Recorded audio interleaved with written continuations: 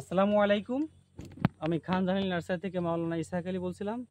আপনারা দেখতে পাচ্ছেন আমরা যেখানে দাঁড়িয়ে আছি, এই যে আপনার এই যে চারা দেখতে পাচ্ছেন, আমাদের এখানে দেশি এবং সিঙ্গাপুরি এবং বার্মিজ সুপারি চারা পাওয়া যায়। আপনারা দেখতে পাচ্ছেন যে চারাটি দেখতে পাচ্ছেন এটা হচ্ছে সিঙ্গাপুরি সুপারি। এই সুপারি বীজ হচ্ছে আপনার নাটোর থেকে আপনার কুড়াই করা, সেখান থেকে 2.5 বছর আগে। এখন এই চারাটার বয়স 2.5 বছর। এই চারা আপনার যদি রৌদ্র জায়গা, একটু ফাঁকা জায়গা লাগানো হয়, আশা করা যায় আপনার 5 থেকে 6 বছর ইনশাআল্লাহ ফলন আসবে এবং আমাদের কাছে মাতৃ গাছে ফলন এসেছে। আপনারা দেখতে পাচ্ছেন আমাদের ক্ষেত আছে, 8টি ক্ষেত আছে। আপনারা দেখতে পাচ্ছেন আমাদের হাজার হাজার চারা আছে। যে ধরনের চারা লাগবে আপনারা খান জাহানিল নার্সারিতে যোগাযোগ করবেন। ইতিমধ্যে আমাদের মাঝে এই যে হাফেজি মাদ্রাসার প্রধান মুহতামিম হুজুর আমাদের এখানে আসছে। হুজুর, আপনি কেমন আছেন? আলহামদুলিল্লাহ ভাই, আপনি কেমন আছেন? জি আলহামদুলিল্লাহ ভালো আছি।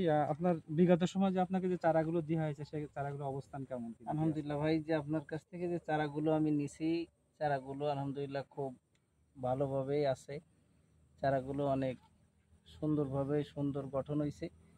এখন আপনার এই ক্ষেতে আমি এসে যা দেখতেছি যে আপনার চারাগুলো আসলে অনেক সুন্দর। যে আমি অন্য অনেক জায়গায় সুপারির চারা দেখেছি, কিন্তু আপনার এই সুপারির চারার যে মান, যে গঠন, এই গঠনওয়ালা চারা আসলে পাওয়া অনেক কষ্টকর।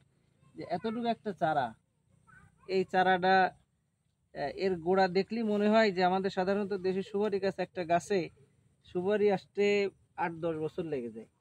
কিন্তু এই যে এই সুপারি গাছটা, এই গাছে আমি যতটুকু যা জানি যে হয়তো 5 থেকে 6 বছরের ভিতরে এই গাছে ফল চলে আসে। এবং এই চারার যে গঠন, এই চারার গঠন দেখলে যে কোনো মানুষের আসলে চারা নিতে মন চাবে।